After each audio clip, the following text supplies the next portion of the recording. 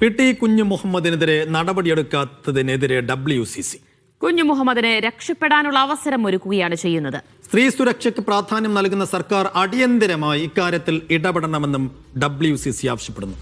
വിവരങ്ങളുമായി നിധിൻ സേവരാണ് ചെയ്യുന്നത്. നിധിൻ, എന്താണ് കുഞ്ഞു മുഹമ്മദിനെതിരെ നടപടി വൈകുന്നതുമായി ബന്ധപ്പെട്ട് WCCയുടെ പരാതി?